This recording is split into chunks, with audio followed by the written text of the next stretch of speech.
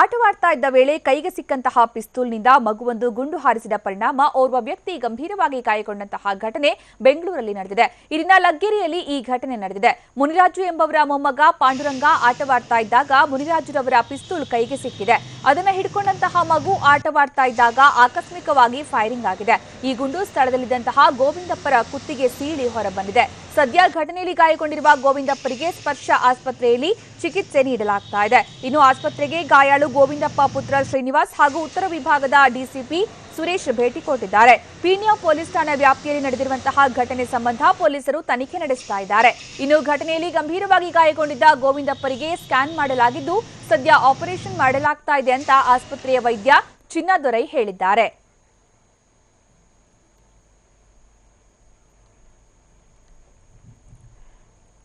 ಇದು ನಿಜಕ್ಕೂ ಕೂಡ ದೊಡ್ಡವರ ಬೇಜವಾಬ್ದಾರಿತನ ಅಂತಾನೆ ಹೇಳಬೇಕು. 4 ವರ್ಷದ ಮಗು ಆಟವಾಡ್ತಾ ಇದ್ದಂತಹ ಸಂದರ್ಭದಲ್ಲಿ ಅದಕ್ಕೆ ಕೈಗೆ ಪಿಸ್ತೂಲ್ ಸಿಕ್ಕ ಪರಿಣಾಮ ಮಗು ಅದನ್ನ ಆಟವಾಡುವಂತಹ ವೇಳೆ ಗುಂಡು ಹಾರಿಸಿದ ಪರಿಣಾಮ ಓರ್ವ ವ್ಯಕ್ತಿ ಗಂಭೀರವಾಗಿ ಗಾಯಗೊಂಡಿರುವಂತಹ ಘಟನೆ ನಡೆದಿದೆ. ಇದು ಆಗಿರೋದು ಬೆಂಗಳೂರಿನ ಲಗ್ಗೆರೆಯಲ್ಲಿ ನಡೆದಂತಹ ಘಟನೆ.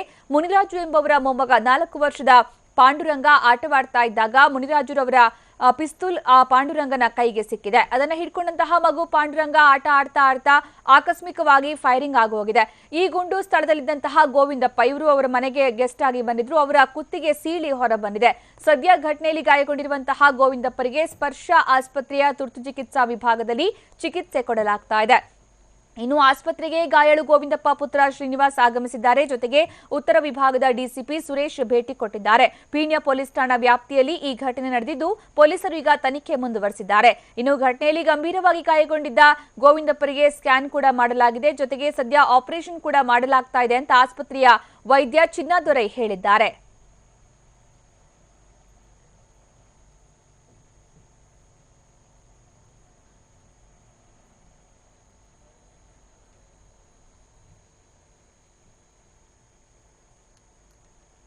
ನಾವು ನೋಡ್ತಾ ಇದೀವಿ, ಒಂದು ಕಡೆ ಗಾಯಗೊಂಡಂತಹ ಗೋವಿಂದಪ್ಪ ಅವರು ಚಿಕಿತ್ಸೆ ಪಡ್ಕೊಳ್ತಾ ಇದ್ದಾರೆ. ಅವರ ಕುತ್ತಿಗೆಯ ಭಾಗಕ್ಕೆ ಗುಂಡು ತಗುಲಿದೆ. ಕುತ್ತಿಗೆಯ ಭಾಗದಿಂದ ಸೀಳಿ ಗುಂಡು ಹೊರಬಂದಿದೆ. ಇದು ಬೇಜವಾಬ್ದಾರಿತನದಿಂದ ಆಗಿರೋದು. ಅಂದ್ರೆ ಆ ಮಗುವಿಗೆ ಏನು ಗೊತ್ತಿಲ್ಲ, ಮಗು ಆಟ ಆಡೋ ವಸ್ತು ಅಂತ ಗನ್ನಲ್ಲಿ ಆಟ ಆಡ್ತಾ ಇತ್ತು. ಆ ಮಗುವಿನ ಕೈಗೆ ಸಿಗೋ ತರ ಮುನಿರಾಜು ಅವರ ಪಿಸ್ತೂಲ್ ಇದ್ದಿದ್ದನ್ನ ಇಟ್ಟಿದ್ದು ಯಾರು, ಮತ್ತೆ ಯಾಕೆ ಇಷ್ಟೊಂದು ಬೇಜವಾಬ್ದಾರಿತನ ತೋರ್ಬೇಕಾಗಿತ್ತು ಅನ್ನುವಂಥದ್ದು ಈಗ ಇದ್ದಿರುವಂತಹ ಪ್ರಶ್ನೆ.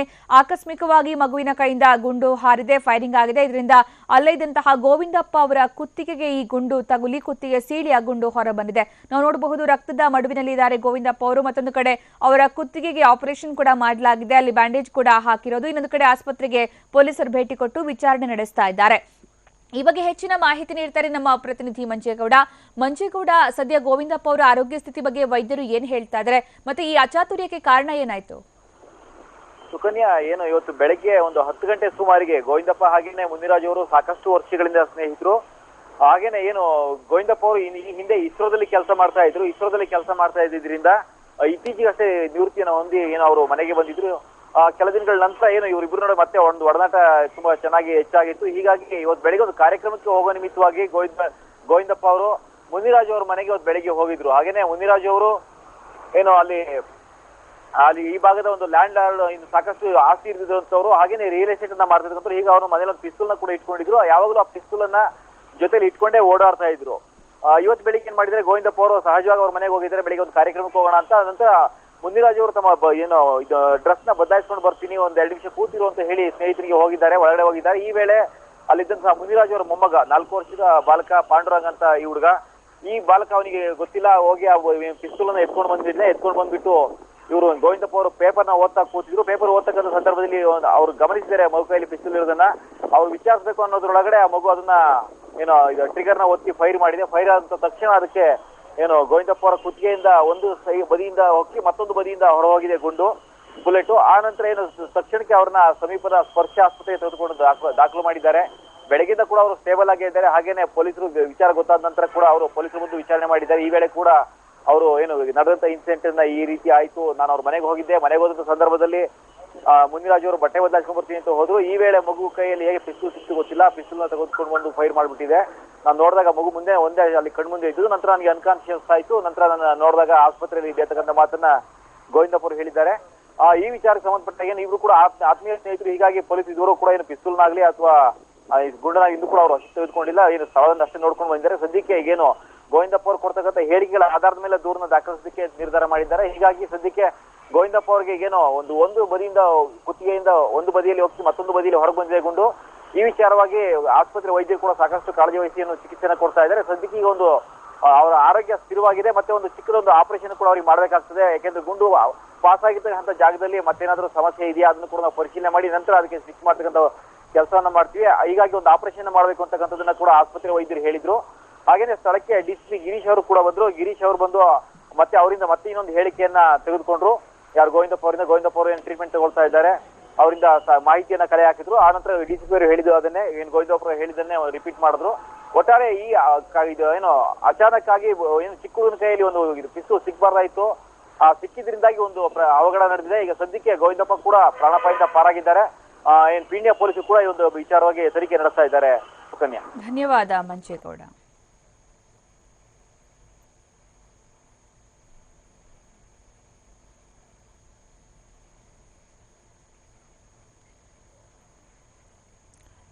ಈಗ ನಾವು ನೋಡ್ತಾ ಇರುವಂತಹ ದೃಶ್ಯ ಗೋವಿಂದಪ್ಪ ಅವರು ಚಿಕಿತ್ಸೆ ಪಡ್ಕೊಳ್ತಾ ಇರುವಂತಹ ಆಸ್ಪತ್ರೆಗೆ ಡಿಸಿಪಿ ಉತ್ತರ ವಿಭಾಗದ ಡಿಸಿಪಿ ಸುರೇಶ್ ಅವರು ಭೇಟಿ ಕೊಡ್ತಾ ಇರುವಂತಹ ದೃಶ್ಯ.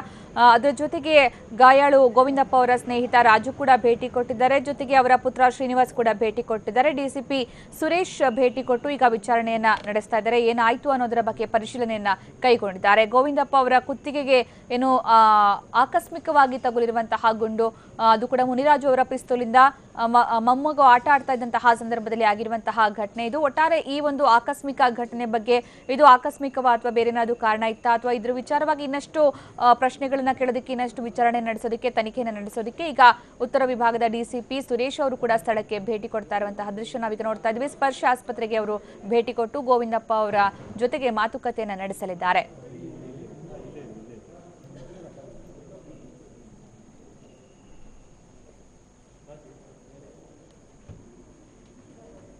ಬೆಳಗ್ಗೆ ನಾವು 3 ಜನ ಎಲ್ಲೋ ಫಂಕ್ಷನ್ಗೆ ಹೋಗ್ಬೇಕಾಯ್ತು. ಹೊರಟ್ಬೇಕಾದ್ರೆ ಬೆಲ್ಟ್ಗೆ ತಗೊಳಬೇಕಾದ್ರೆ ಮೊಮ್ಮಗ ಒಬ್ಬ ಇದ್ದ, ಪಾಂಡುರಂಗ ಅಂತ. ಅವ್ನು ಓಡ್ ಬಂದವನೇ ಟಚ್ ಆಯ್ತು, ಕೆಳಗೆ ಬಿತ್ತು. ಲಾಕ್ ಮಾಡಿದಾಗ ಅದು ಬಸ್ಟ್ ಆಗಿದೆ ಅಷ್ಟೇ, ಇನ್ನೇನಿಲ್ಲ.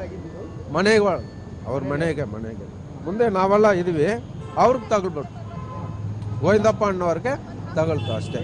ಆ ಮಗುಗೂ ಏಟಾಗಿದೆ. ಜೋಬಲ್ಲಿ ಇರಲಿಲ್ಲ. ಹೊರಡ್ಬೇಕಾದ್ರೆ ತಗ್ಲಾಕ್ಬೇಕಾದ್ರೆ ಅವ್ನು ಟಚ್ ಮಾಡ್ಬಿಟ್ಟ. ಇವಳು ಓಡ್ ಬಂದು ಕೆಳಗೆ ಬಿತ್ತು. ಕೆಳಗೆ ಬಿದ್ದಾಗ ಫೈರ್ ಆಯ್ತು. ಆ ಮಗುಗೂ ಲೈಟಾಗಿ ಗಾಯ ಆಗಿದೆ. ಅವ್ರು ಗೋವಿಂದಪ್ಪ ಅವ್ರಿಗೆ ಏಟಾಗಿದೆ. ಅಲ್ಲ ಕೆ ಮುನ್ರಾಜ್ ಅನ್ನೋರು. ಒಂದು 10:30 ಮೇಲೆ ಇರ್ಬೇಕು ಸುಮಾರಾಗಿ. ಏನು ಚೆನ್ನಾಗಿದ್ದಾರೆ, ಏನು ತೊಂದರೆ ಇಲ್ಲ, ಮಾತಾಡ್ತಾ ಇದ್ದಾರೆ. ನಾವೆಲ್ಲ ಹೋಗ್ತಾ ಇದೀವಿ ಎಲ್ಲ. ನಾವು ಮಾಮೂಲಿ ಹೋಗೋದೆ ಅವ್ರ ಮನೆಗೆ. ಗೋವಿಂದಪ್ಪ ಅವರು IS ಅವರು ಎಕ್ಸ್ ಎಂಪ್ಲಾಯ್. ಅವರು IS ಅವರು ಗನ್ ಶಾಟ್ ಇಂಜುರಿ ಬಂದಿದ್ದಾರೆ. ಸೊ ಅವ್ರು ಬಂದ ತಕ್ಷಣ ಇರೋದು ಕಾನ್ಸಿಯಸ್ ಚೆನ್ನಾಗಿ ಮಾತಾಡ್ತಾರೆ. ಬ್ಲಡ್ ಪ್ರೆಷರ್லாம் ಚೆನ್ನಾಗಿದೆ. ಇಲ್ಲಿ ಎಂಟ್ರಾಗಿ ಇಲ್ಲಿ ಬಂದಿದೆ, ಇಲ್ಲಿ ಬ್ಲಡ್ ಎಂಟ್ರಾಗಿ ಇಲ್ಲಿ ಬಂದಿದೆ. ಸೊ ಮಾತಾಡೋಕ್ಕೆ ಏನು ತೊಂದರೆವೇನೂ ಇಲ್ಲ. ಸೊ ಪ್ರಕರಣ ಎಲ್ಲ ಚೆನ್ನಾಗಿದೆ. ಈಗ ಒಂದು ಸ್ಕ್ಯಾನ್ ಮಾಡಿದ್ದಾರೆ, ಯಾಕೆ ಒಳಗಡೆ ಎಷ್ಟು ಇಂಜುರಿ ಆಗಿದೆ ಸ್ಕ್ಯಾನ್ ಮಾಡಿದೆ. ಸ್ಕ್ಯಾನಲ್ಲಿ ಮೇಜರ್ ಇಂಜುರಿ ಏನೂ ಆಗಿಲ್ಲ. ಬ್ಲಡ್ ವೆಸೆಲ್ಲ ಚೆನ್ನಾಗಿದೆ. ಇದು ಉಸಿರಾಡೋಕ್ಕೆ ಟ್ಯೂಬ್ ಚೆನ್ನಾಗಿದೆ, ಊಟ ತಿನ್ನೋಕ್ಕೆ ಟ್ಯೂಬ್ ಚೆನ್ನಾಗಿದೆ. ಬಟ್ ಎಲ್ಲಿ ಚೂರು ಯಾರು ಲೀಕೇಜ್ ಆಗಿ ಯಾರೆಲ್ಲ ತುಂಬ ಕಲೆಕ್ಷನ್ ಆಗಿದೆ, ಅದಕ್ಕೆ ಈಗ ಆಪ್ರೇಷನ್ ಥಿಯೇಟರ್ ಕರ್ಕೊಂಡು ಹೋಗ್ತೀವಿ. ಹೋಗ್ಬಿಟ್ಟು ಅದು ಓಪನ್ ಮಾಡಿ ನೋಡಬೇಕು. ಯಾಕಂದರೆ ಸಮ್ಟೈಮ್ಸ್ ಟ್ರಿವಿಯಲ್ ಚಿಕ್ಕ ಇಂಜುರಿ ಆಗ್ತದೆ, ಅದು ಸ್ಕ್ಯಾನಲ್ಲಿ ಗೊತ್ತಾಗಿಲ್ಲ. ಅದಕ್ಕೆ ಇವಾಗ ಆಪ್ರೇಷನ್ ಥಿಯೇಟರ್ ಕರ್ಕೊಂಡು ಹೋಗಿದೆ. ಬಟ್ ಅವ್ರ ಜನರಲ್ ಕಂಡೀಷನ್ ಚೆನ್ನಾಗಿದೆ. ಇನ್ನು ಉಸಿರಿಗೆ ಈಗೇನು ತೊಂದರೆ ಇಲ್ಲ. ಸೊ ಅದು ವೆಯ್ಟ್ ಮಾಡಿ ನೋಡಬೇಕು. ಅಟ್ಲೀಸ್ಟ್ 1 or 2 days ಟ್ರೀಟ್ಮೆಂಟ್ ಬೇಕಾಗಿದೆ. ಈಗ ಔಟ್ ಆಫ್ ಡೇಂಜರ್. ಈಗ ಚೆನ್ನಾಗಿದ್ದಾರೆ, ಮಾತಾಡ್ತಾರೆ, ಆಗುತ್ತಾರೆ, ಇಲ್ಲ ಏನು ತೊಂದರೆ ಇಲ್ಲ ಅದನ್ನು ಕೇಳ್ತಾರೆ. ಬಟ್ ಆಪ್ರೇಷನ್ ಮಾಡೋಕ್ಕೆ ಮೇಲೆ ನಮ್ಗೆ 100% ಗೊತ್ತಾಗಿತ್ತು ಯಾಕೆ ಒಳಗಡೆ ಏನೋ ಇಂಜುರಿ ಆಗಿತ್ತಾ, ಅದು ಏನೋ ಕಾಂಪ್ಲಿಕೇಶನ್ ಬರುತ್ತಾ ಆಮೇಲೆ ನಮ್ಗೆ ಗೊತ್ತಾಗಿತ್ತು.